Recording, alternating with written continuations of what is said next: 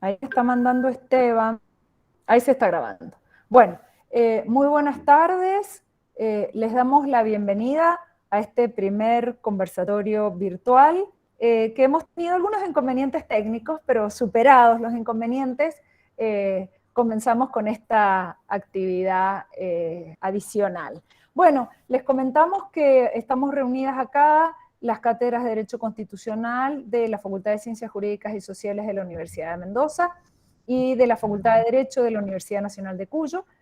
Los profesores de estas dos cátedras hemos tenido esta iniciativa de acompañar a nuestros estudiantes en este año de cursado presencial, luego de los 2 años de pandemia, de acompañarlos con nuestras clases presenciales, cual el organigrama que tenemos organizado desde el comienzo del semestre, y de adicionarles a este cursado presencial por lo menos 6 conversatorios virtuales como este que se inicia hoy. Se supone que lo que vamos a adicionarle con esta actividad virtual son temas novedosos del derecho constitucional, son temas que exceden de la normativa puntual que se analiza en la materia y que de alguna manera puede permitir que nuestros estudiantes comprendan que el derecho constitucional, además de lo que la currícula y lo que el programa les brinda como los contenidos esenciales de la materia, tiene unas posibilidades a modo de abanico de conectarse y de abrirse a temática nueva, temática quizás no tan nueva en algunos casos, pero con un desarrollo que en el derecho constitucional, en el dictado de las clases presenciales, no llegamos a abarcar. En cada uno de estos conversatorios vamos a tener la participación de profesores de las cátedras, más profesores invitados. Van a tener una duración de aproximadamente 1 hora, con exposiciones entre 20, 15 o 20 minutos, para luego abrir el debate y abrir la posibilidad de participación. Serán grabadas y por lo tanto subidas a las respectivas aulas virtuales para que nuestros estudiantes usen este material a la hora de tener que armar sus trabajos prácticos en la Universidad Nacional de Cuyo, sus parciales en la Universidad de Mendoza, de forma tal de utilizar todo este material para completar los contenidos de la materia. Es un gusto, en este caso, tener la participación del profesor Facundo Díaz Araujo, del profesor Enoc Aguiar, y es muy importante para estas 2 cátedras tener la presencia de los jóvenes profesores adscritos, de los jóvenes ayudantes alumnos, que con gran desinterés y a su vez con la generosidad de brindar su tiempo, están hoy con nosotros acompañando a los expositores puntualmente a partir de la apertura con las presentaciones y luego con las preguntas. En este conversatorio la vamos a tener a Antonella Sabina, la vamos a tener a Valentina Láscar, la vamos a tener, ¿a quién más teníamos como coordinador? No sé si Maricel también está coordinando, Maricel García Ojeda. ¿Teníamos algún otro coordinador más de esta actividad? Ustedes 3. Bueno, No, felicitaciones a las 3 por brindarnos su tiempo y por brindar este conversatorio, esta posibilidad de presentar a nuestros profesores invitados y luego de coordinar el debate. Entonces le doy la palabra, creo que comienza Valentina. Valentina, adelante y muchísimas gracias. bueno, muchas gracias, Gabriela. Bueno, les damos la bienvenida al conversatorio del día de hoy, el cual versará sobre el derecho humano de acceso al Internet. Sin duda es un tema muy relevante en la actualidad y en el mundo en el que estamos viviendo. Nuestro primer expositor será el doctor Facundo Díaz Araujo, quien es profesor de Derecho Constitucional en la Universidad de Mendoza y en la Universidad Nacional de Cuyo, profesor de Derecho Público Provincial y Municipal en la Universidad de Mendoza y en la Universidad de Catamarca. Posee un máster en Derecho de la Universidad Carlos III de Madrid, España. Es magíster de la maestría en Derecho Administrativo de la Economía de la Universidad Católica de San Juan. Actualmente realiza su doctorado en Ciencias Jurídicas en la Universidad de Mendoza. Es asesor legal del ente provincial, regulador eléctrico y abogado auxiliar de la Asesoría de Gobierno de la provincia de Mendoza. Desde ya le agradecemos mucho su participación y sin nada más que agregar, le cedemos la palabra. Bueno, muchísimas gracias Gaby, y a la doctora Ábalos por esta posibilidad que se le ocurrió originalmente a ella de poder desarrollar conversatorio y traer nuevos temas a colación. Hace ya algún tiempo atrás, casi 2 años, empezamos en un momento de crisis del dictado del derecho constitucional en la pandemia, comenzamos justamente con una pregunta de si tenía sentido, luego de la cantidad de años que habían pasado desde la reforma de la Constitución, seguir discutiendo y debatiendo sobre lo mismo, ¿no? O si teníamos que empezar a mirar un poquito hacia el futuro. En esa lógica, muy brevemente, aparecieron una serie de indicios y de situaciones particulares que nos permitieron o que nos fueron llevando hacia un nuevo debate, y era a tratar de ver cuál era el rol que tenía el derecho constitucional justamente en asocio a las nuevas tecnologías. En esa lógica, además, nos apareció luego una problemática con un proyecto particular de los neuroderechos, y empezaron a aparecer una serie de cuestiones que se iban uniendo y que nos iban llevando de alguna forma a esta crisis que terminamos afrontando con la decisión que concluye en el verano de presentar a debate justamente en este conversatorio esta discusión de si es o no es un derecho humano, y si debe o no debe ser un derecho humano, y en su caso en qué norma se encuadra y de qué manera se garantiza el acceso a Internet. Cuando empezamos a ver los antecedentes y demás, todos estos antecedentes eran prepandémicos, entonces si bien era relevante, era una discusión medio de contenido teórico. Después, cuando pasó lo que pasó, ya dejó de ser un contenido teórico y pasó a ser un contenido eminentemente práctico. Tenía consecuencias directas, teníamos alumnos desconectados, teníamos chicos que no podían acceder a la educación, teníamos gente que no podía acceder a los servicios médicos, teníamos infinita cantidad de situaciones, y teníamos una serie de datos que nos decían que teníamos buena cobertura del servicio de Internet, y en realidad el servicio de Internet brillaba por su ausencia. Entonces, esto nos llevó a un primer debate, a una primera discusión desde el punto de vista del derecho constitucional, era que si era posible o no empezar a analizar los derechos de cuarta generación. Habíamos tenido internamente una profunda discusión respecto de los derechos de tercera generación y el impacto que esos derechos habían tenido en el texto constitucional argentino, y la implicancia del artículo 41, y la relevancia de la figura de los consumidores, y lo cierto es que para todos los que nos escuchaban, para nuestros alumnos en particular, el debate de 1994 era un debate antiguo, era un debate que no los impactaba de manera directa en su realidad presente, ni impactaba de manera directa su futuro. Esto también se completa con esta idea que surge en ocasión de los análisis de las propuestas que se tienen en consideración como consecuencia de un proyecto muy importante que lleva adelante la legislatura provincial hace 4 años atrás, si no me equivoco, de analizar una potencial reforma de la Constitución mendocina. Y aparece como uno de los elementos centrales de las pretensiones que esbozan los colectivos más afectados, ¿no?, de la provincia, el derecho de acceso a Internet como un derecho de enorme relevancia, priorizado inclusive frente a otros servicios que nosotros entendíamos debían ser priorizados en una potencial reforma de la Constitución. No sé, la reformulación o la reestructuración de la figura de los consumidores y demás. Nosotros, frente a ese reclamo, dijimos, bueno, empecemos a estudiar, y advertimos en primer lugar la existencia desde el punto de vista conceptual de los derechos de cuarta generación. Entonces, bueno, los trajimos a la palestra, los trajimos al debate, y empezamos a ver qué significaban, cuál era el contenido, cuál era el alcance, dónde estaban receptados, qué referencia normativa había y demás. Entrando entonces en materia, lo primero que queríamos decirle para nuestros alumnos es que, y esto es materia necesaria para poder hacer el análisis, bueno, estaba esta vieja categorización sobre derechos clásicos que reconocían su recepción constitucional en la Constitución de 1853-60, que se referían a los derechos civiles y políticos, que eran derechos de abstención, y que reconocían al ciudadano como un ciudadano completo, íntegro, y eran plenamente operativos. Los derechos de segunda generación, que aparecían con la reforma constitucional de 1949, y se consolidaban en la reforma constitucional del 57, como los derechos económicos, sociales, que tenían ya algunos problemas en la definición de quién era el sujeto titular, y adicionalmente en el contenido de la misma, para luego afrontar el debate de que tiene origen en el constitucionalismo argentino en 1994, ya previamente venía trabajándose, pero que en el derecho público provincial, pero que se consolida en 1994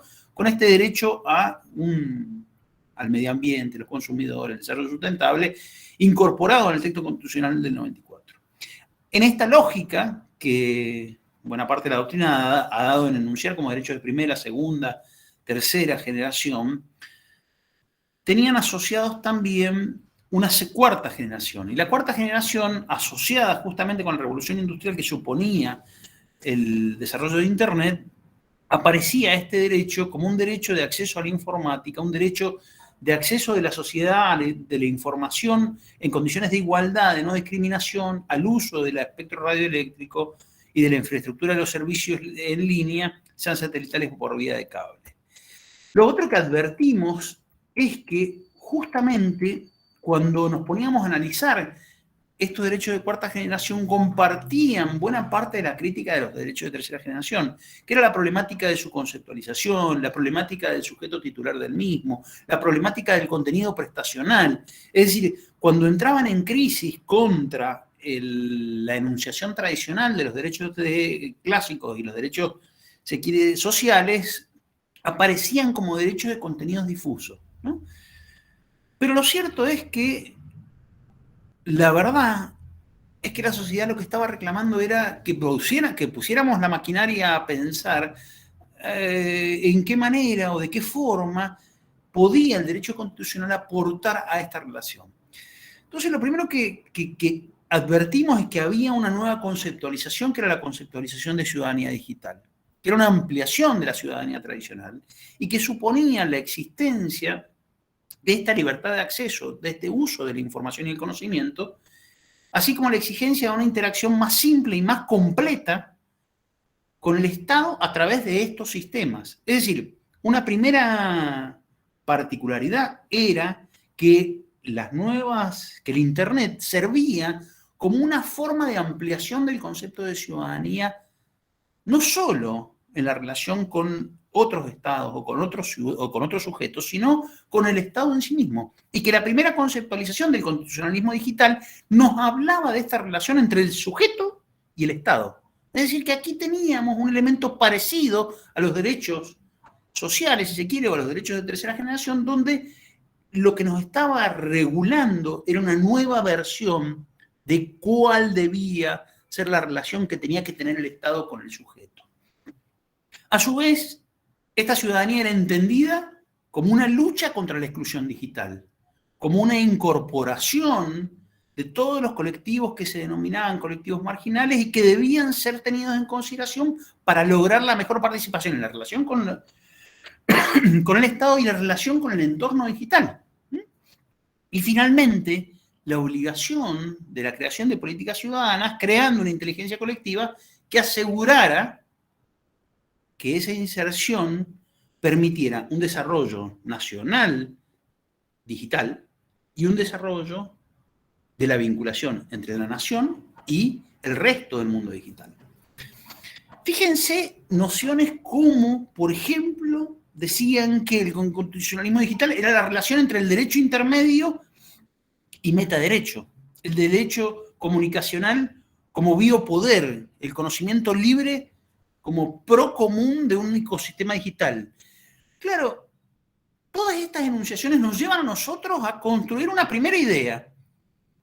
Esta primera idea fundante es, hay un nexo directo entre derecho constitucional y derecho de acceso al Internet que se expresa a través de esta nueva ciudadanía digital, de nuevos criterios de inclusión, de nuevas formas de participación, de nuevas formas de expresión, y ahí aparecen infinitas cuestiones asociadas con nuevas expresiones de los derechos de primera, de segunda y de tercera generación ya en el universo digital.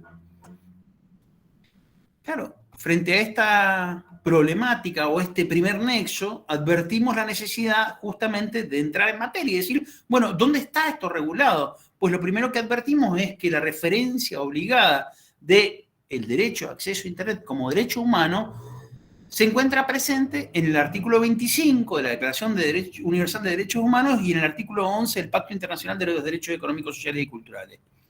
Particularmente encontrábamos nosotros una asociación directa con las previsiones del artículo 42 de nuestra Carta Magna. Y además, con esta idea, esta reestructuración del concepto de igualdad. Una igualdad no en sentido formal, sino una igualdad en sentido estructural, donde justamente consideraba especialmente las estructuras sociales como el mecanismo potenciador para la nueva integración, ¿no? Y asignaba al Estado no solo ya las funciones tradicionales, sino otras funciones de organizador de servicios, regulación de actividades privadas, regulación de actividades económicas y de múltiples y diversas materias. Aparecen así, les decía yo, esta idea de la necesidad de identificar al menos algún contenido, al menos alguna sustancia y al menos alguna norma. Contenido, veíamos esta nueva vinculación con el Estado, esta nueva ciudadanía, esta nueva forma de expresión, esta nueva forma de inclusión social, esta nueva forma de expresión de la vida digna. Entonces, este cúmulo se vinculaba de manera directa, a nuestro entender, con los objetivos de desarrollo sostenible. Entonces, veíamos cómo el derecho de acceso a Internet estaba directa o indirectamente vinculado con cada uno de los objetivos que habían sido tenidos en consideración. Era no solo una forma de vincularse, sino una forma justamente de combatir la pobreza. Era una forma de acceder a la salud y al bienestar. Era una forma de lograr educación de calidad. Era una forma de lograr una mejora en la igualdad de género, una mejora en la provisión de los servicios públicos, una mejora en el trabajo decente, una mejora en la industria de la innovación y la infraestructura. Es decir, estaba directamente vinculado con la relación que tenía el ciudadano con sus ciudades y sus comunidades sostenibles, con la producción y el consumo responsable, en fin, con todos los derechos receptados. Claro, cuando íbamos a ver la cobertura en Argentina del Internet, nos daba la impresión de que este derecho relativamente estaba cumplimentado. Pero después advertíamos que no, que se trataba de otros contenidos, de otros conceptos.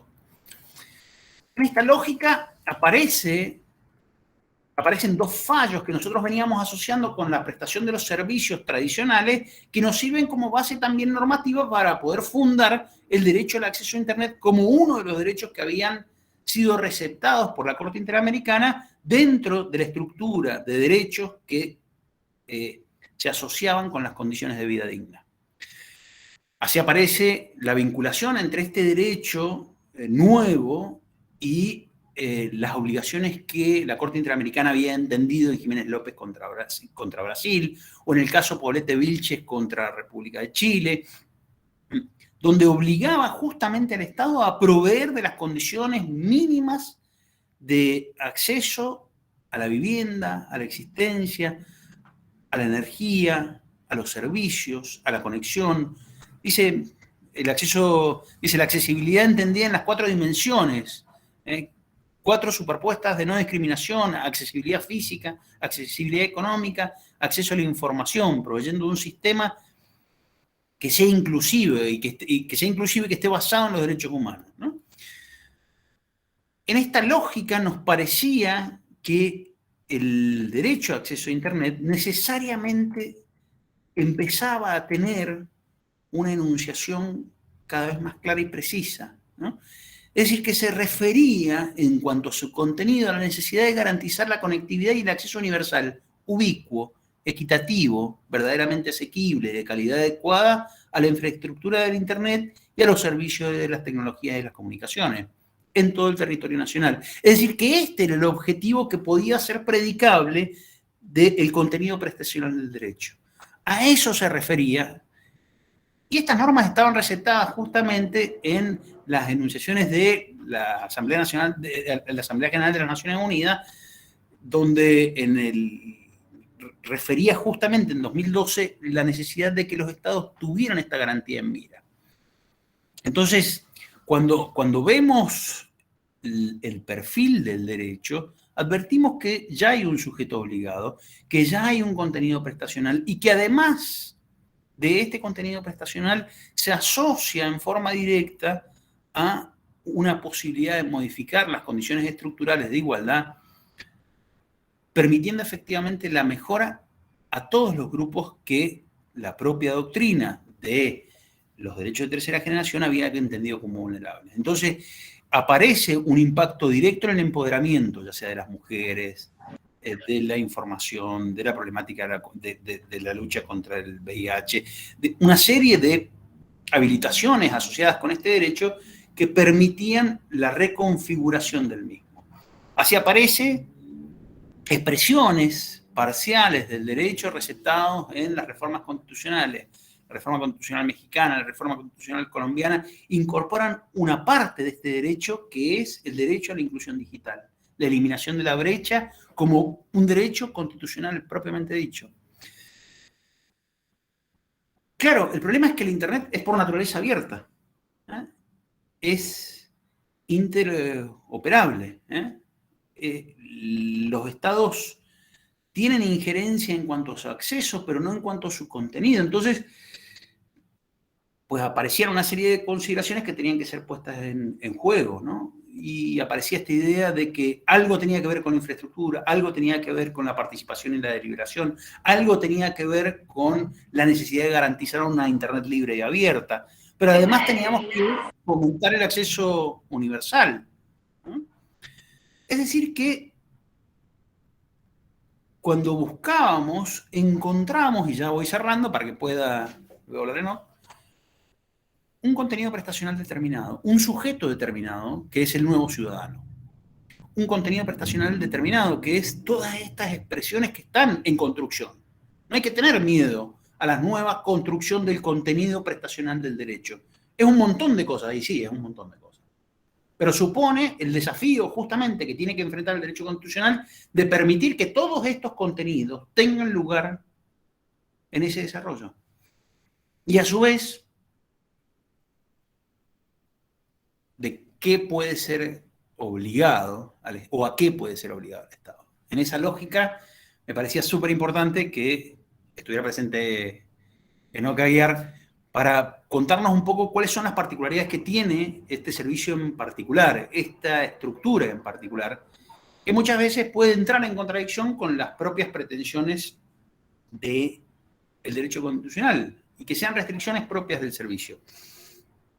Pero digo, y si tengo que afirmar si hay o no un derecho de acceso, un derecho humano al acceso a Internet, entiendo que sí, y entiendo que cada vez va a ser más exigible a los estados brindar estas condiciones y garantizar todas las consecuencias que este derecho tiene. Luego de ello iremos viendo y aprendiendo cómo vamos perfilando de mejor manera ese derecho. Excelente, Facundo, felicitaciones, muy interesante. Te voy a pedir, Facundo, que vayas compartiendo en el aula virtual material que tengas sobre esto. Hiciste referencia a reformas constitucionales latinoamericanas, digo, para que nuestros estudiantes, junto con la grabación de este conversatorio, tengan ese material. Está Gaby, armé un PowerPoint para dar la clase, lo que pasa es que si proyectaba el Power sí, no veía. Hiciste bien. Entonces, sí. el problema del Meet. Así que lo subo también con eso. Subirlo al aula virtual, por supuesto. Bueno, antes de la presentación formal, le doy yo la bienvenida al profesor Enoch Aguiar. Muchísimas gracias por acompañarnos en este primer conversatorio. Muchas gracias por sumarse y por difundirlo. Realmente es un placer que esté de la Universidad de Mendoza y de la Universidad Nacional de Cuyo, Enoch. Muchas gracias. Un placer, realmente un placer estar acá. Un honor, además. Bueno, la primera de varias invitaciones, ¿no es cierto, Facu? Lo vamos a seguir invitando. Claro que sí. Bueno, depende, veremos qué pasa después de esta charla. Te tenemos fe, o sea que te vamos a volver a invitar. Mira, sin escucharte ya te tenemos fe. Bueno, la presentación formal a cargo de Valentina, adelante. Ahora creo que al doctor lo va a presentar Maricel. Sí. Adelante, Maricel. Perfecto. ¿Qué tal? Buenas tardes. Bueno, continuamos con el conversatorio. Le damos la bienvenida al profesor Enoc Aguiar, quien es experto en telecomunicaciones, sociedad del conocimiento y desarrollo digital, profesor titular de la UBA en comunicación social y en maestrías de Derecho, fue asesor de la CIP y de la Secretaría General de la Presidencia, director por concurso de la Comisión Nacional de Telecomunicaciones, secretario de Comunicaciones de la Nación, vicepresidente y subgerente de ARSAT, y escribió El futuro nos espera, políticas para desarrollar la sociedad del conocimiento. Esto es solo una breve referencia de su larga trayectoria. Es un placer contar con la participación del profesor Enoc en esta tarde y le cedo la palabra entonces. Bueno, primero, muchísimas gracias, de verdad, es un honor estar hablando acá. Dos, he de decir que tengo un 50% de sangre mendocina porque mi abuelo materno es mendocino, tengo familia en Mendoza, sé que estoy como en casa.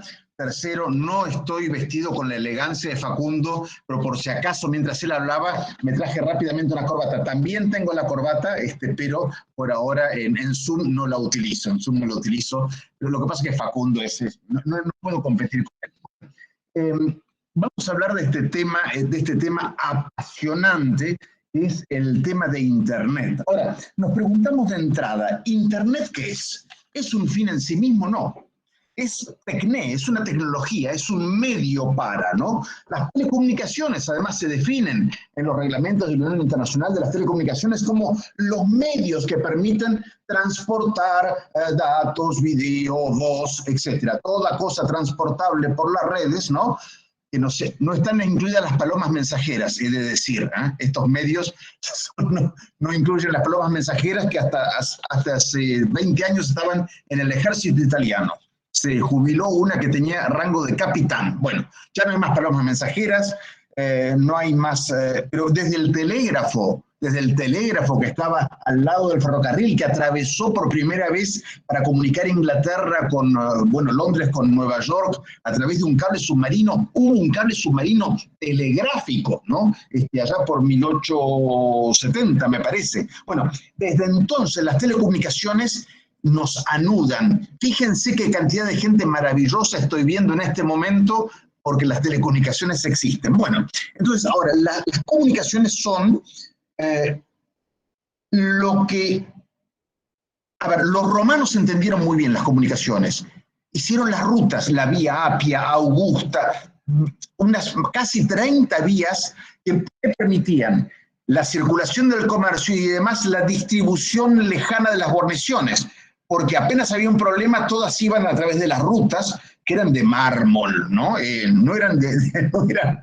No ponían asfalto, eran de mármol nomás, ¿no? Pero desde Lutecia, que así se llamaba París, hasta Roma, en época romana se podía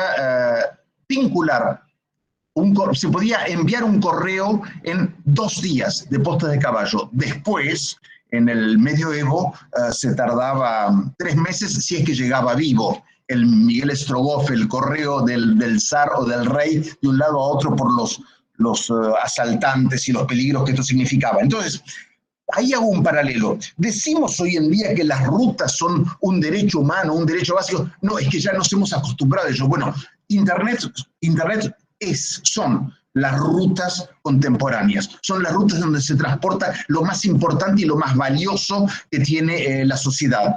Hoy en día, ¿importan los átomos o los bits? Los átomos son los edificios, son las mercancías, son los autos, son el petróleo, ¿no? Todos esos son átomos.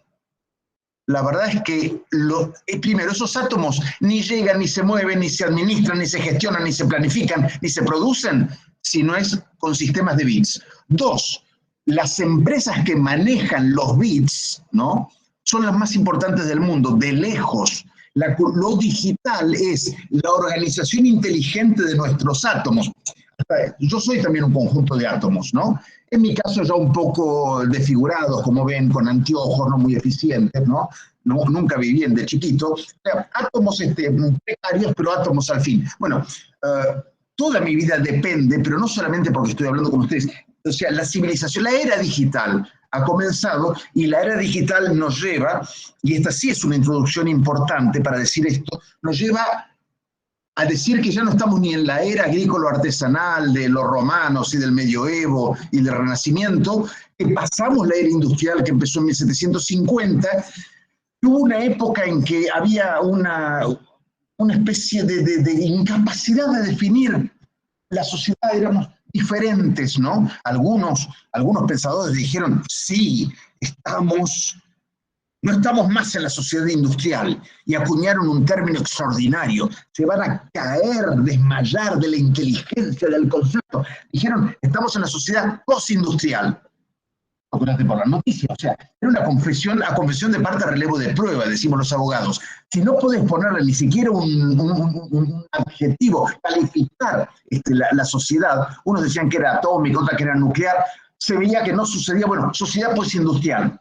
Es decir, mira, lo que viene es diferente, no tengo la menor idea de cómo llamarlo, ¿no?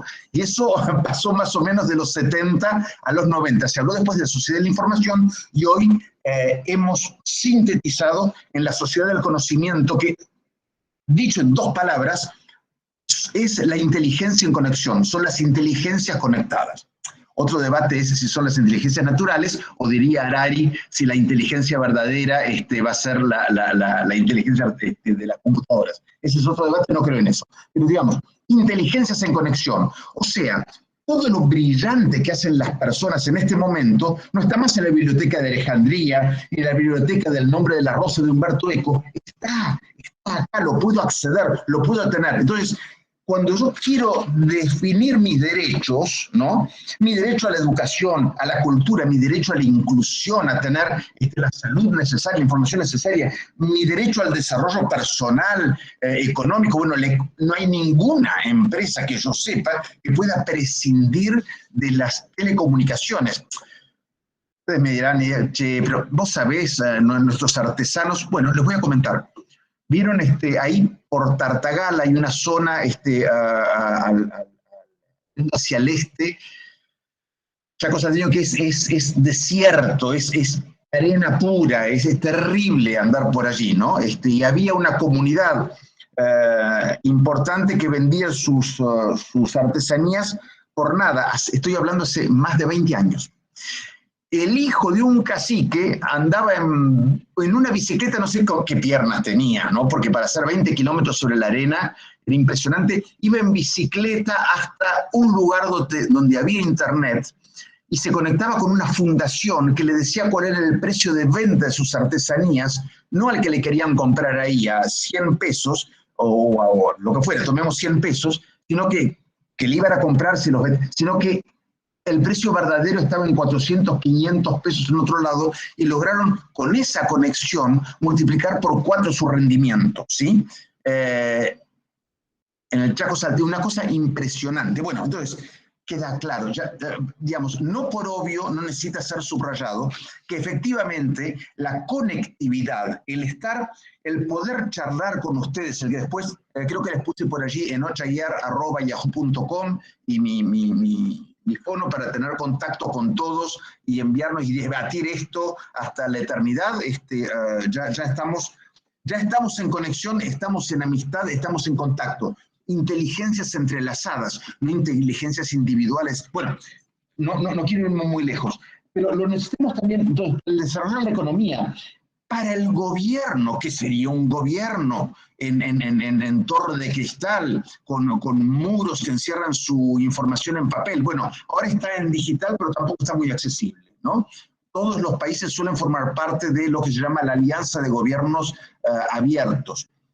¿Qué es un gobierno abierto? Un gobierno abierto es un gobierno en donde no solamente informa, se ejerce el derecho y el deber de transparencia activa, el deber de la administración de poner la información de gestión de gobierno, bla, bla, bla, y de resultados, de todo lo que no sea estrictamente secreto, ponerlo a disposición de los ciudadanos, que somos nosotros, ¿no? Pero va mucho más allá.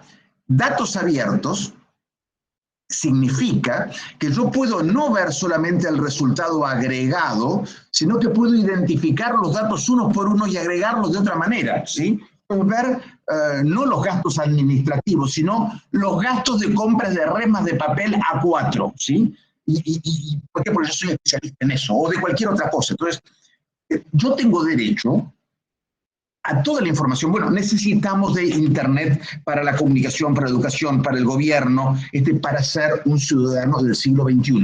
Si no, no tenemos posibilidades, nos hundimos en la historia contemporánea, pero en la historia del siglo XX. Muy bien, ¿lo dicen esto algunas regulaciones? Sí, por ejemplo, en las Naciones Unidas, el Consejo de Derechos Humanos, allá por julio del 2016, estableció, buscó la promoción, protección y disfrute de los derechos humanos a través de Internet. Y estableció que era un derecho básico de todos los seres humanos, porque efectivamente permite el ejercicio del resto de los derechos. También en el 2018 el Consejo de Derechos Humanos habló de reconocer la naturaleza global y abierta de Internet como fuerza motriz del desarrollo. Muy importante, lo que decíamos recién. Después exhorta a los estados a cerrar las brechas digitales, a asegurar la seguridad, la privacidad, la confidencialidad, la libertad de recibir o transmitir.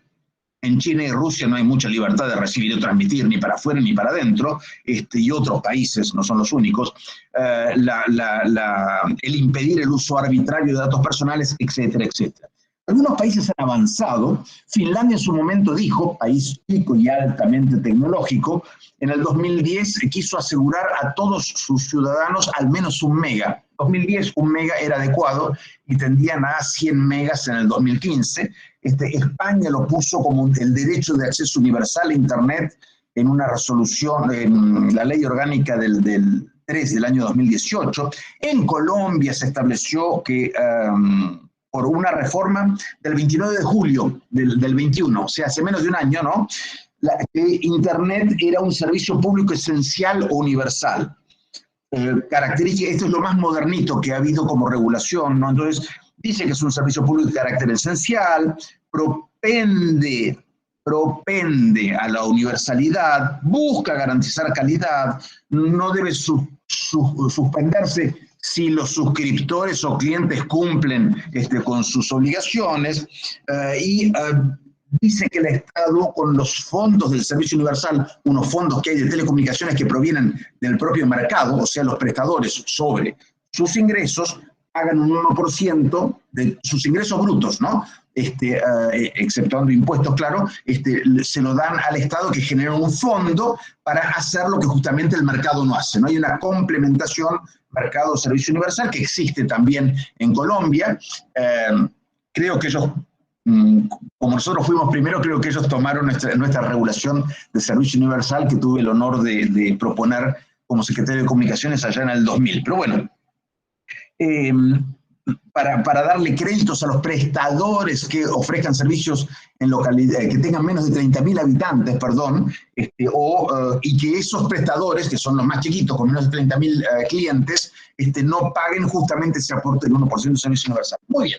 La Ley Argentina Digital también habló del año 2014, primero el decreto 764 de apertura, que me tocó, de quien soy el padre, digamos, que le tocó abrir todo el monopolio y generar los reglamentos de comunicaciones, estableció efectivamente los objetivos de universalización de los servicios y que esto era modulable con los servicios a lo largo del tiempo. En el 2000, Internet estaba recién naciendo en Argentina, no tenía ni 400.000 usuarios, obviamente hoy en día es mucho más.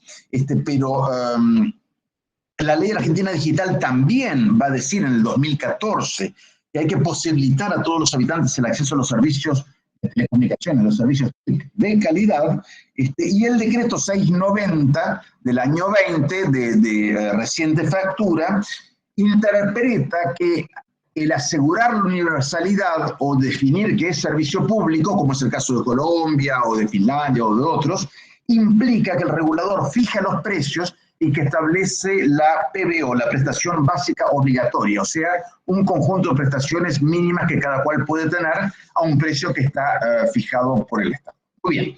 Esa es una interpretación que vamos a debatir rápidamente, pero intento avanzar.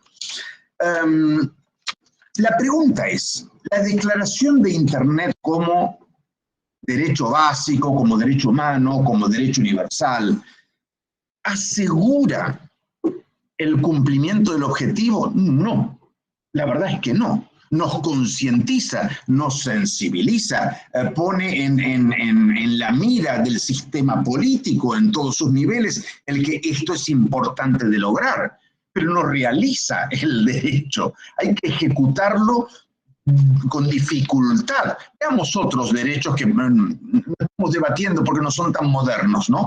Pareciera ser que podríamos tener derecho al agua potable, al gas y a las cloacas.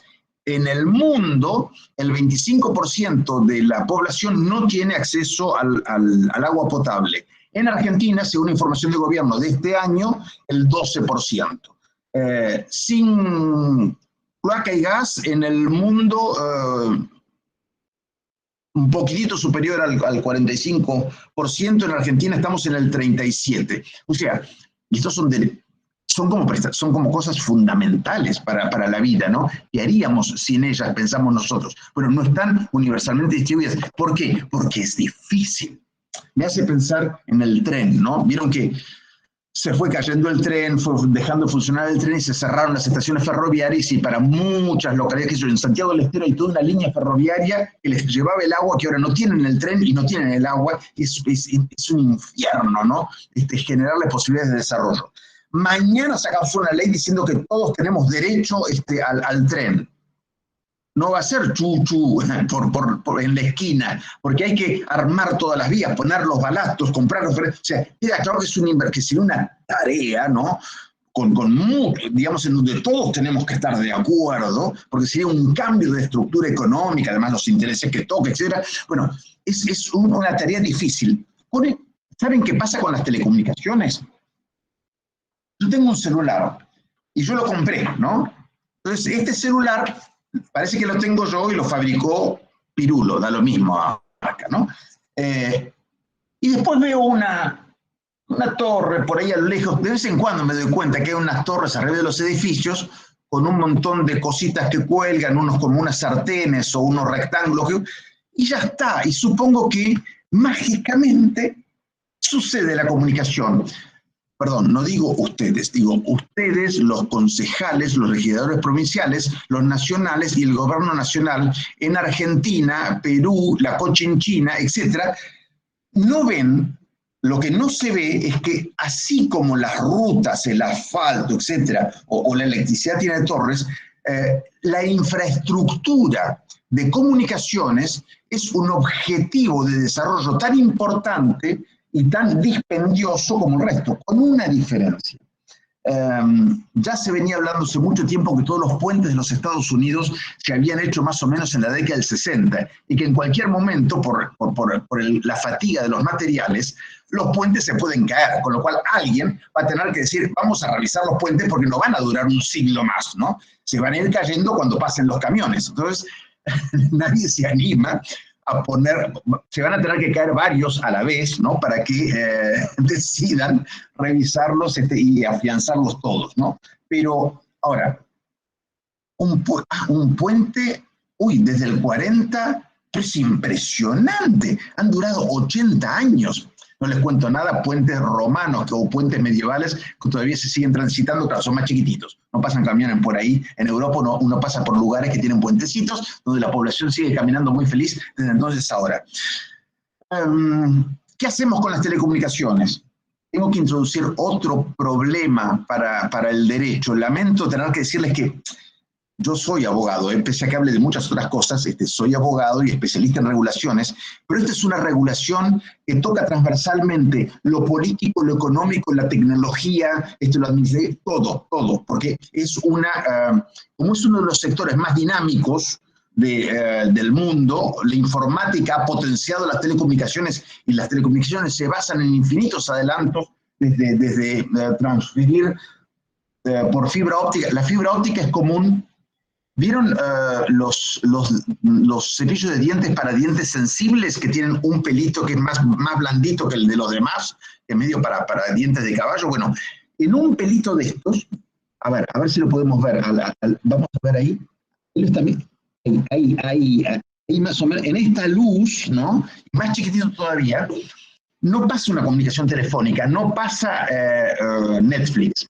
Netflix significaría, no debo decir, una OTT, se dice, over the top. No pasa Netflix, no importa. Sobre un pelito de fibra óptica, no un par, sobre un pelito de fibra óptica, ahí justito esa luz. Bueno, sobre ese pelito, a mediados del año pasado, se lograron hacer pasar 230 terabytes por segundo. ¿Cómo? ¿Y eso qué significa? ¿Por qué me decís una frase tan terrible? Bueno, yo tengo una computadora, nos comunicamos con megas. Tengo un servicio de 100 megas, de 50 megas. Acá tengo uno de 300 megas, creo. Hay gente que se la banca con 10. Después, si sumamos 1000 son gigas. Si sumamos 1000 recién llegamos a teras, o sea, sería 1.000.000 de megas. Bueno, en todo el mundo en el año 2000 la información guardada era más o menos de 20 teras, una cosa por el estilo. Estamos diciendo que toda la información que estaba en Internet en el año 2000 pasaría en una décima de segundo por un solo pelito de fibra óptica. Ustedes saben los desarrollos, la cantidad de inteligencia sumada, las inversiones en ciencia prácticamente pura, porque hay cosas que tienen que ver con materiales, digamos, este abuelo mío que les comentaba fue de los primeros que ensayó, que probó la capacidad de transmisión por láser, ¿no? Porque es el antecedente de la fibra óptica. Bueno, lo que les quiero decir es, si no me voy, tenemos un desarrollo tecnológico impresionante que va cambiando. ¿Cada cuánto cambia? Muy rápido para darse cuenta de esto. ¿Ustedes se acuerdan cuándo empezaron a enviar? No, ninguna de las damas se acuerda porque son todas tan jóvenes, se las ve tan jóvenes, que claramente en el año 2002 no había posibilidad de que se acordaran de nada, porque no tenían aún conciencia por su extraordinaria juventud. Pero en el año 2002 empezaron los servicios 2G, ¿no? 2002. Uno podía enviar textos, no solamente hablaba, enviaba textos. Hola, ¿cómo estás? El SMS lo cobraron carísimo, ¿no? Bueno, no importa. Cada SMS era más caro que llamar casi. Después vino el 3G.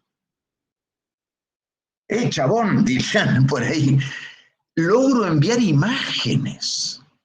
Video no. Con 3G, video no. Pero imágenes. Cosas maravillosas. Y después, eso fue en el 2008, 2002, 2008. En el 2014 se licitó, cuando la ley argentina digital, se licitaron las frecuencias para 4G. ¿4G qué es? Internet, la velocidad en Internet. Puedo descargar, yo estoy en 4G en este momento. Bueno, hago 300 metros y acá en Palermo, donde vivo, me paso a 3G, pero no importa. En Capital Federal, imagínense en el interior. Bueno, pero ya es increíble, parece ser que la cosa va. Bueno, a cada vez, volvamos a las antenas un instante. ¿Vieron las antenas que tienen cositas que están ahí en un techo? La antena es la misma, una estructura de metal con unas lingas para que el viento no la voltee, ¿no? Y tiene unos equipitos. Cuando se pasa de 2G a 3G, hay que poner unos equipos nuevos que utilizan además caminos del aire, frecuencias nuevas, ¿no? El espectro radioeléctrico es como una pileta de natación.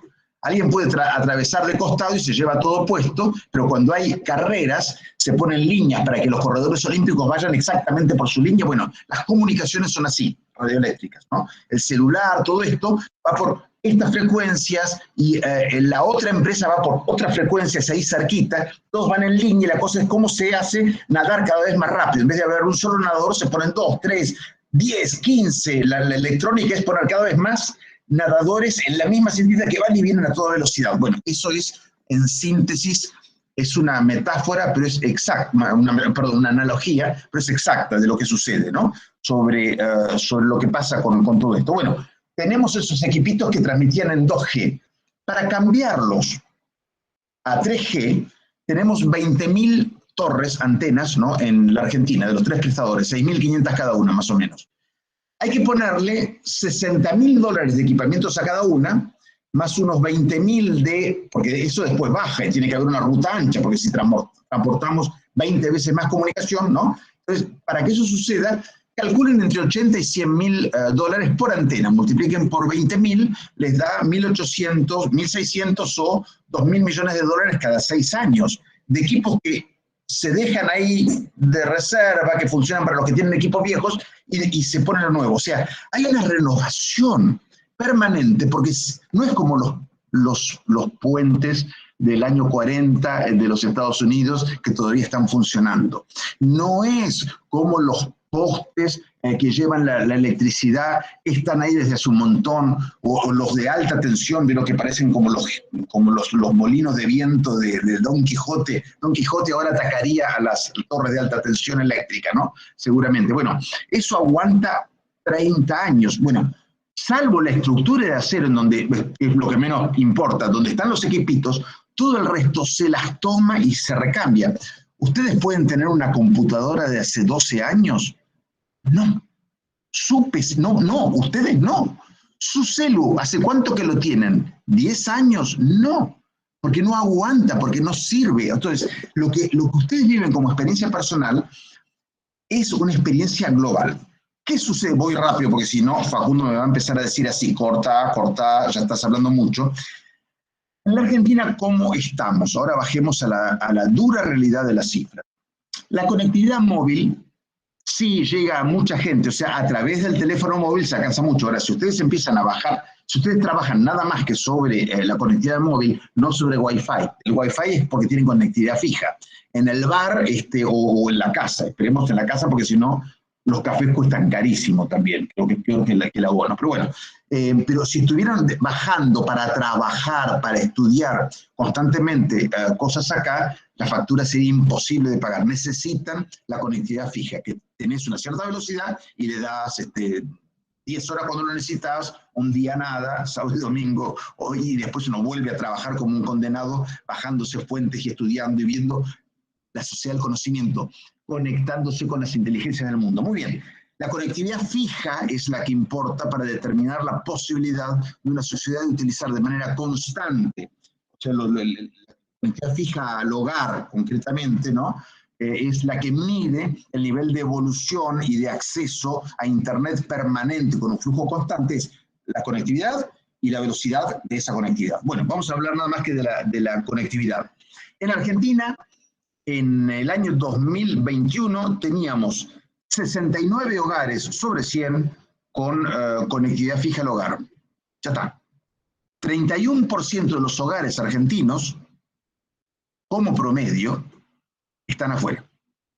Están afuera. Sí, pueden hacer lo que sucedió durante la pandemia, que la maestra ponía una consigna y que los chiquitos se lo bajaban en el celular del viejo, pero una consigna. No para trabajar sobre eso, no para seguir navegando, no. Se bajaban la consigna y punto, ¿no? Si es que podían, y si es que el padre no había agotado porque tiene un prepago, ¿sí? Y el prepago cuesta más caro por minuto que cualquier postpago. Bueno, entonces, 69%. Ahora, eso, 69% es el promedio del lago.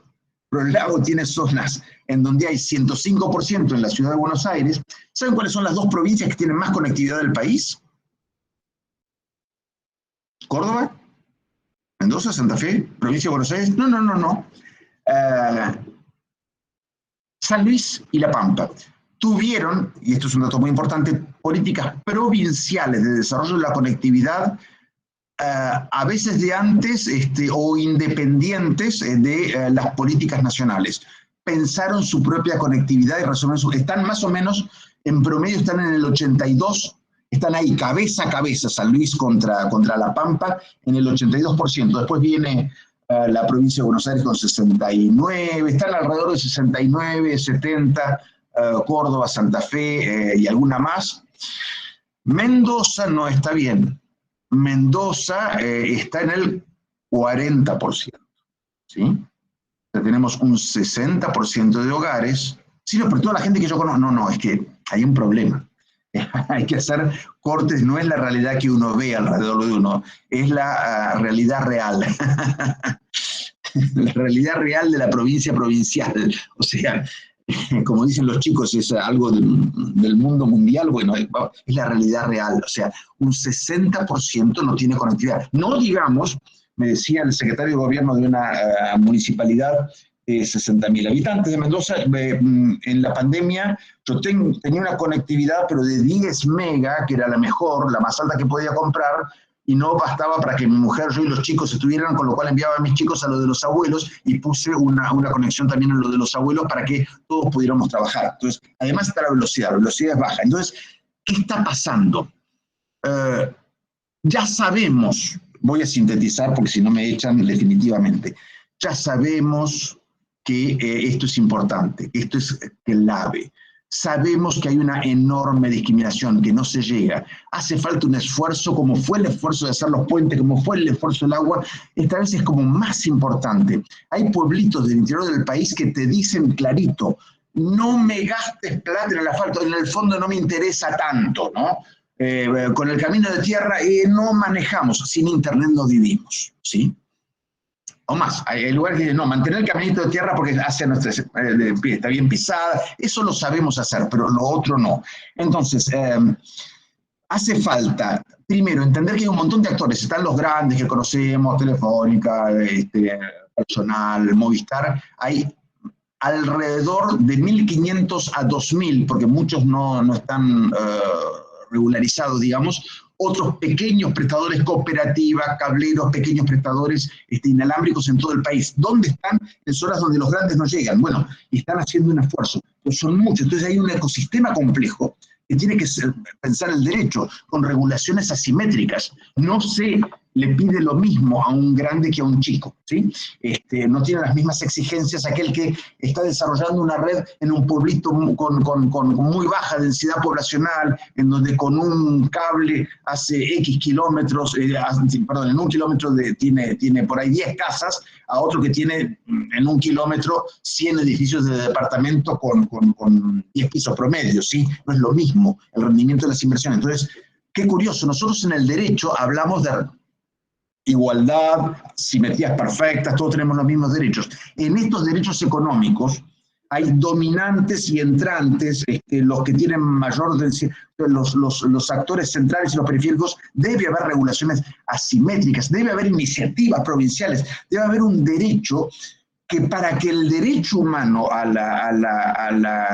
Internet se realice, requiere de infinitas interacciones políticas, tecnológicas, arbitradas por una regulación que considere a todos los actores su diferente dinámica y esté constantemente alerta. No es una regulación, es estable en los principios, infinitamente flexible en su aplicación. El desafío de este sector es el cambio.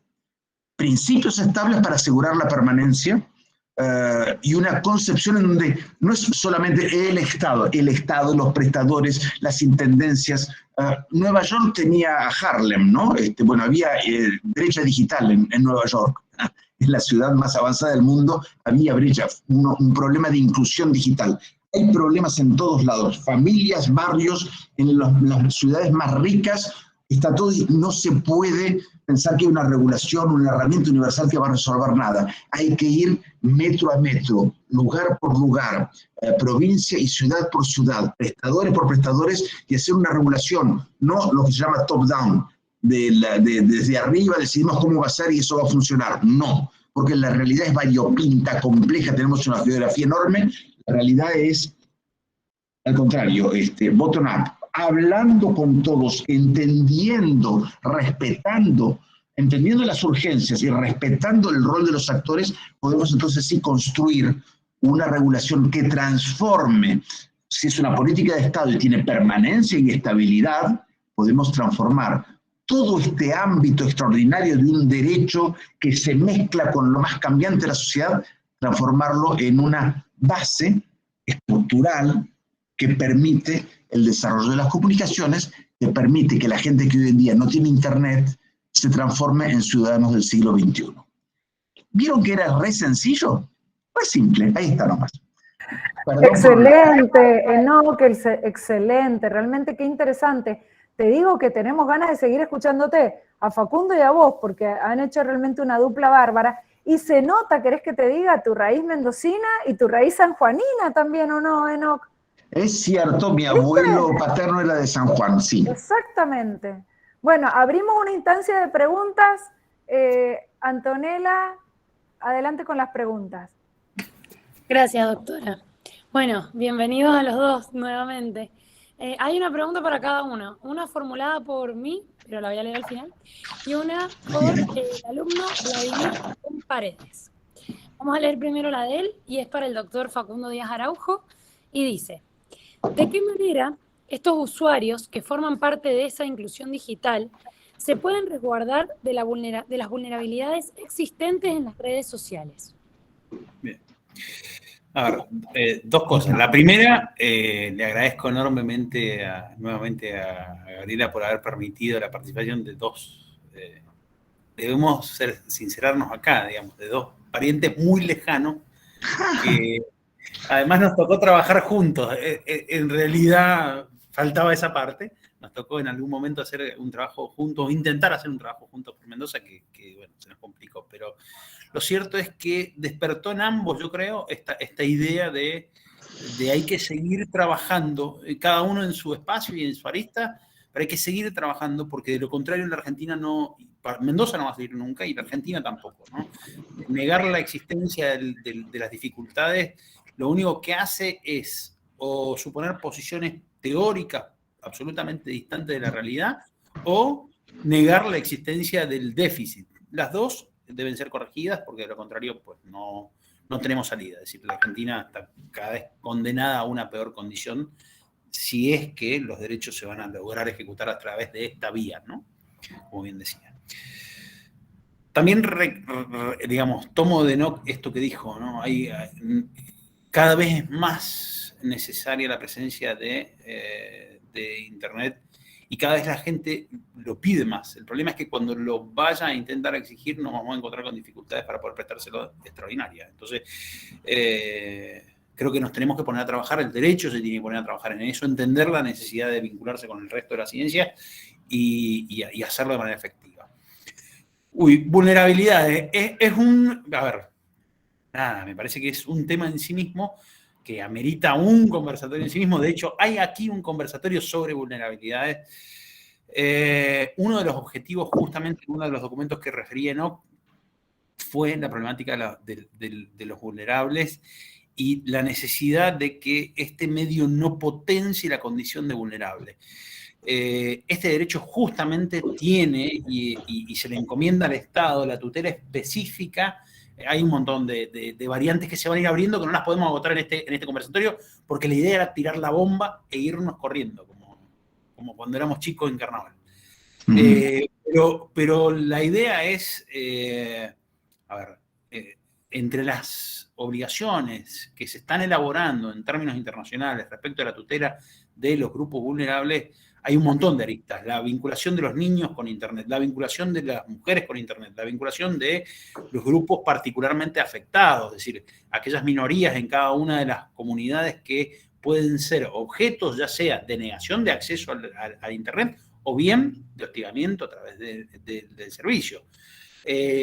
A su vez, hay otras problemáticas asociadas. Es decir, era muy largo para este ratito, pero sí queríamos traerle las dificultades, la enunciación del derecho, el contenido prestacional pretendido y las dificultades que este contenido prestacional pretendido tiene en la práctica.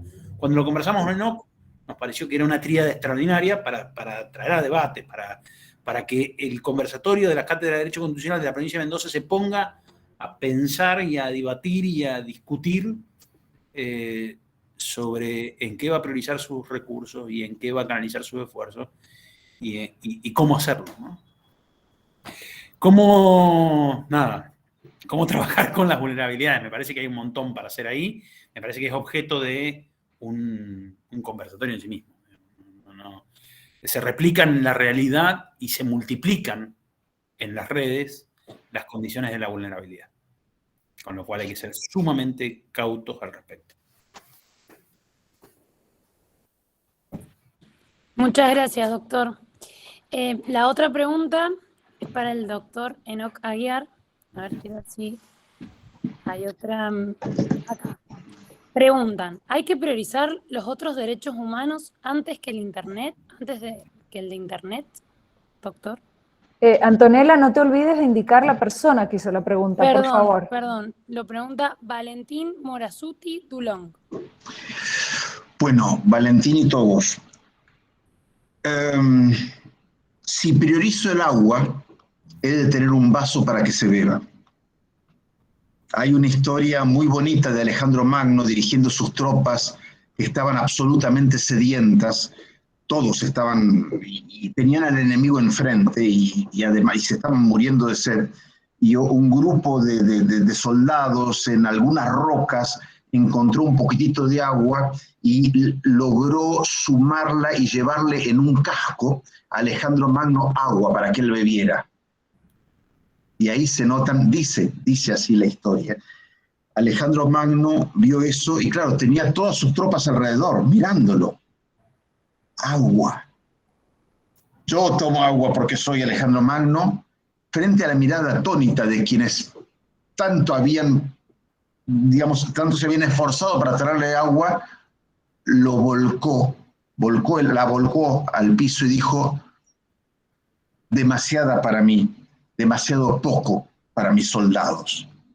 Y a esos soldados los arengó y con la sed que tenían, acompañados por el emperador, derrotaron a enemigos 3 veces superior en número que tenían rodeados. Es una de las batallas más conocidas de Alejandro Magno que se han estudiado después en historia, pero hubo una motivación extraordinaria para hacerlo. Pero bueno, a ver, me enamoré tanto del ejemplo que me fui al demonio, pero bueno, perdón, ¿por dónde íbamos? Me perdí, qué divertido.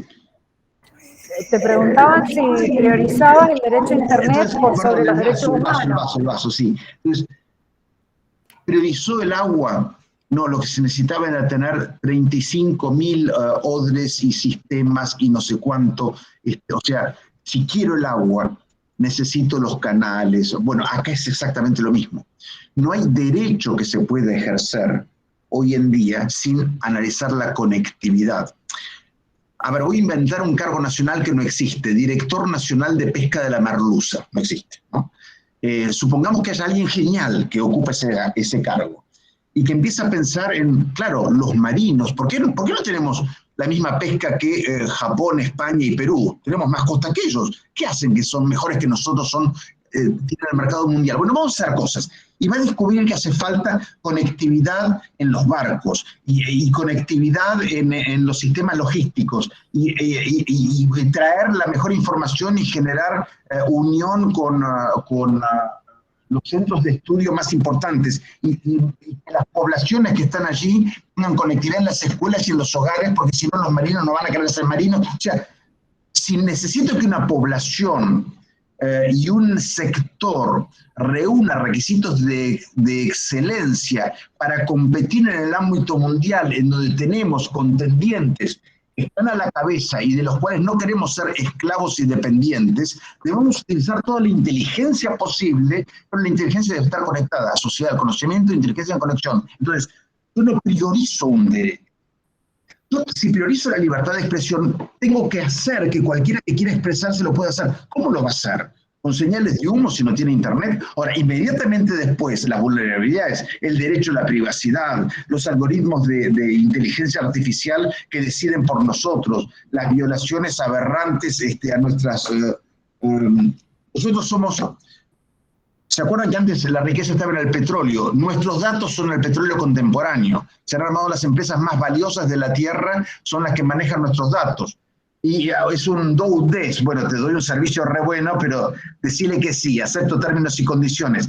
Y todos nosotros, abogados aquí presentes, hemos firmado sin leer una cantidad, nunca jamás hemos firmado tantos contratos sin leer como los que hacemos en la red, ¿no? ¿Y qué hacemos en estos contratos? En Facebook dice, la última vez que reví los términos y condiciones, que tienen libertad de uso de todas las imágenes que subamos, y a los cuales tengan acceso a nuestra biblioteca. ¿Desde cuándo? ¿Qué son? Digamos, todos, ¿no? Después no lo ejercen exactamente así. Después dicen que se lo pueden ceder a empresas asociadas. Una pequeña empresita que trabaja en Internet para marketing, etcétera, suele tener de 300 a 500 empresas asociadas que acceden a toda nuestra información y que después los utilizan para hacer campañas de lo que sea, o, como vimos con Cambridge Analytica, lo utilizan para, por ser una elección en los Estados Unidos, y podemos hablar de estas y de mil cosas más. Entonces, es diferente el derecho al vaso que el derecho al agua, y sin el vaso no tengo el agua. Van de la mano. Sin el acero no tengo los rieles ni no tengo el tren. Pero creo que con el agua es como más obvio. No, con el cuenco de la mano es muy bonito, pero no hacemos nada. Ni Alejandro Magno pudo resolverlo y prefirió no tener agua antes, porque su deber era garantizar el agua para todos. Seamos los Alejandros Magnos o Alejandras Magnas. Hoy en día, obviamente, los mejores jefes de Estado del mundo al inicio de la pandemia eran, no por la pandemia, sino en general, eran 5 mujeres, con lo cual hoy en día serían Alejandras Magnas, ¿no? Las Alejandras Magnas de hoy van a ser magno el acceso a Internet, porque es como el acceso al agua del alma. Excelente. Muy difícil la pregunta que te formularon y saliste muy bien con la respuesta. Sí, pero de repente me metí tanto en la historia de Alejandro Magno que me perdí en el desierto y tuve que pedir ayuda para volver. Excelente, excelente. Enoc y Facundo, le he pedido a Antonella que les lea todas las preguntas juntas, para que entonces podamos en unos 5 o 10 minutos dar por finalizado, para cumplir con el presupuesto inicial de este conversatorio. Y Dale. como bien adelanté, Enoc será invitado de nuevo, porque acá siguen las preguntas, te quieren tener con más contenidos, así que para cumplir con este conversatorio, Antonella lee todas las preguntas juntas para que Facundo y Enoc las respondan, pero ya les aviso a nuestros estudiantes y a todos los participantes que lo volveremos a tener a Facundo y Enoc. Así que adelante, Anto. Ojalá sea presencial, doctora, en Mendoza, vamos. Exactamente. La próxima espero que sea presencial y así te podemos ofrecer unos vinos mendocinos. Vamos todos a tomar unos vinos terribles, los 170 que estamos a hacer una mega party del Internet digital etílico. Por supuesto. Adelante, Antonella. Gracias, doctora. Bueno, una pregunta más para el doctor Díaz Araujo. Creo que ya me perdí acá en el chat. Esta es para el doctor Enoc. Voy a leer las del doctor Enoc todas juntas. ¿Podemos hablar de ciudadano digital si en Argentina hay un 40% que no puede acceder? Por otro lado, esto lo pregunta Karen Clark. Por otro lado, pregunta Ever Matías Soto. ¿Hay algún proyecto a nivel nacional, por ejemplo, que lleve Internet a cada rincón de todo el país? Karina Yunes pregunta, para el doctor Aguiar, ¿Argentina tiene preparación técnica y científica para avanzar hacia el logro de los objetivos de desarrollo sostenible? Julieta Cayo, asimismo, pregunta, para el doctor Aguiar, ¿cómo podemos garantizar este derecho si en ciertas áreas de Mendoza, de por sí, son robados los cables de cobre y las compañías tardan meses en lograr la conectividad a Internet?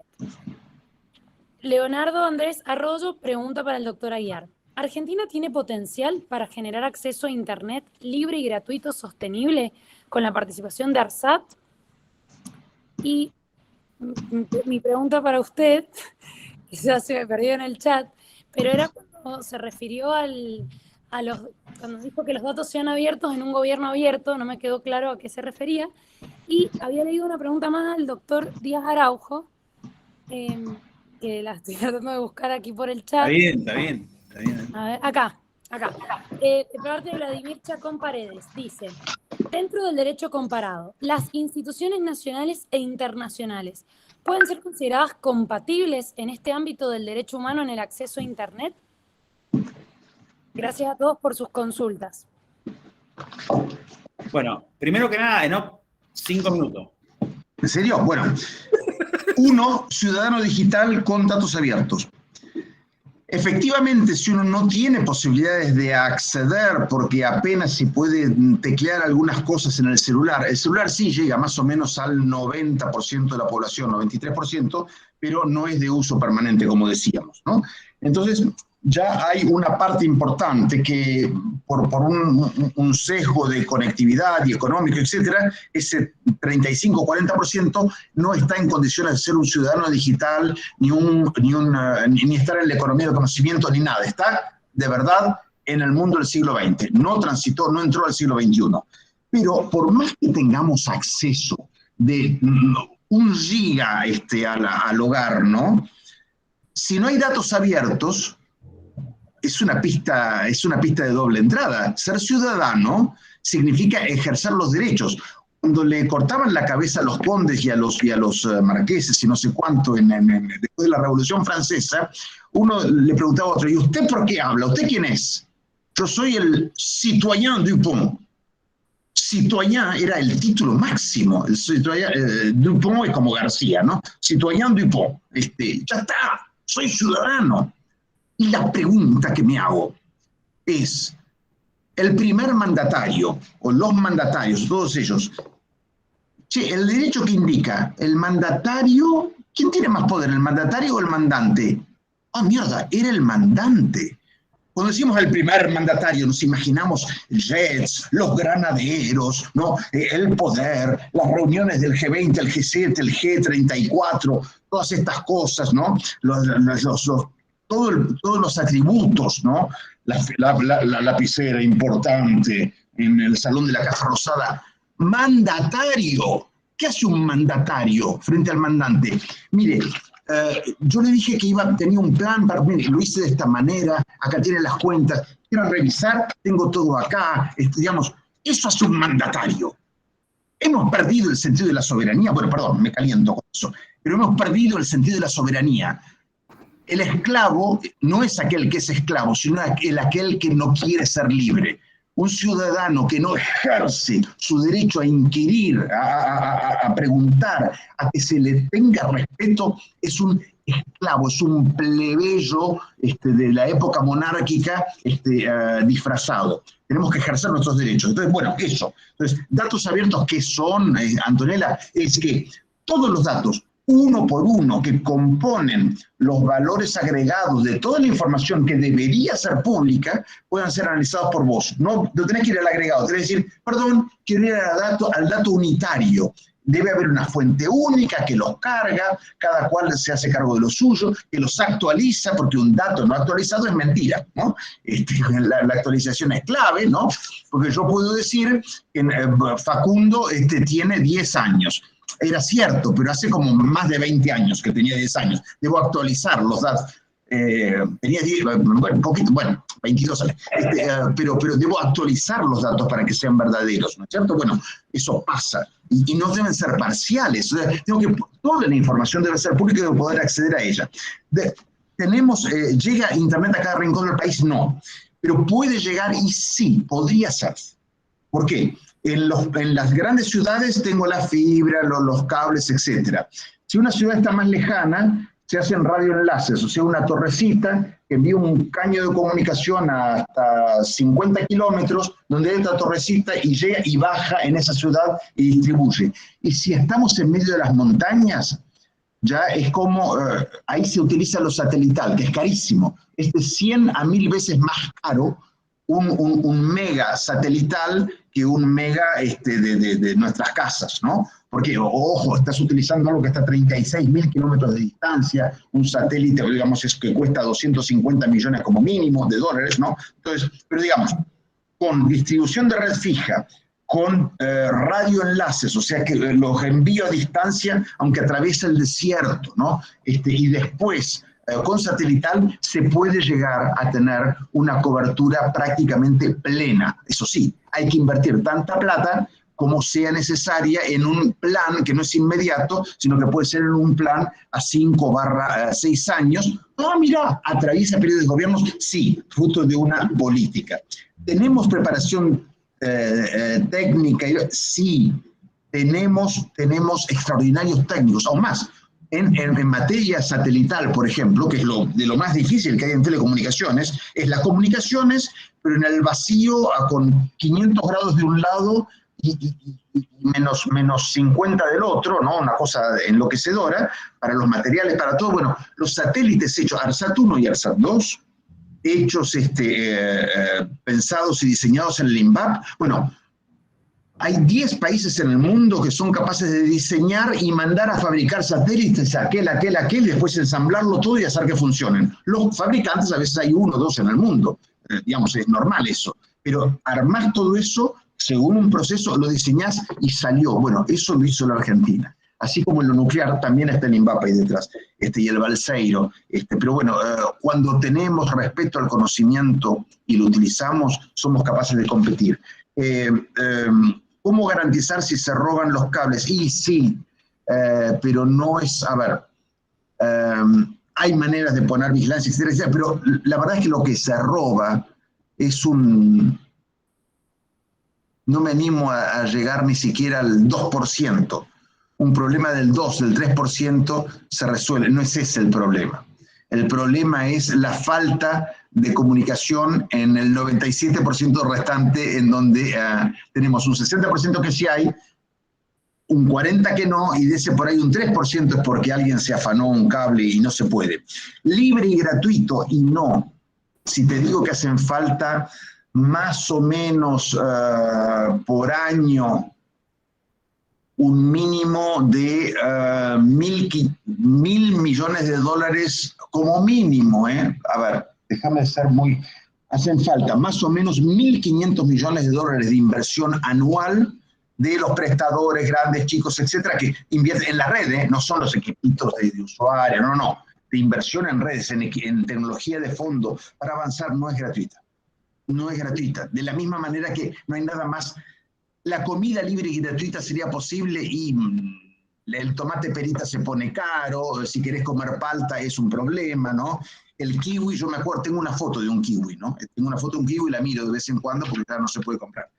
Pero libre y gratuito no se puede. De la misma manera, o sea, son recursos, alguien los tiene que pagar porque no es mágico, lo que decíamos, no es mágico, no es en el aire, hay muchísima inversión detrás. Ahora, hay que priorizarlo. Entonces, en definitiva, se puede, hay que planificarlo, tomarlo como objetivo, que haya un acuerdo social al respecto y podríamos hacerlo.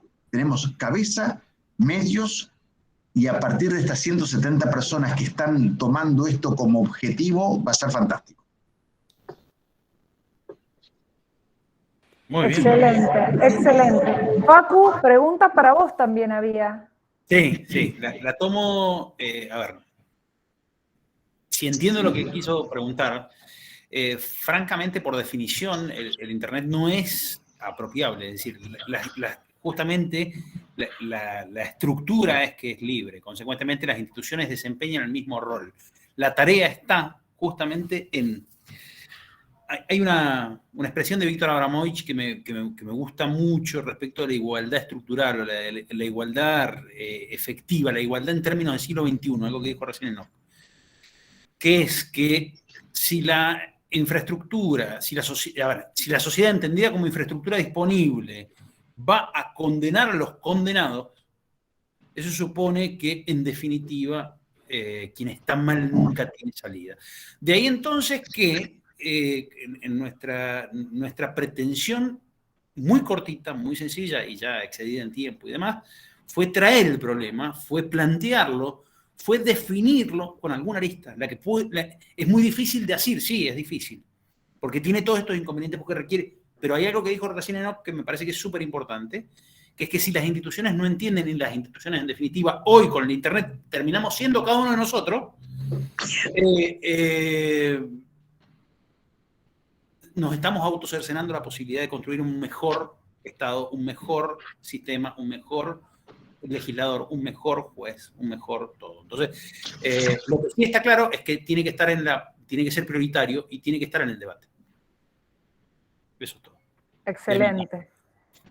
Nos ha quedado muy claro de este conversatorio la actualidad del tema, la necesidad de políticas públicas, me quedo también con el optimismo de Enoc, porque cada una de las preguntas que te hicieron en esta última tanda, dijiste que sí al potencial que tiene la Argentina. Sí. No solamente intelectual, sino también de lo que podemos brindar en términos de igualdad.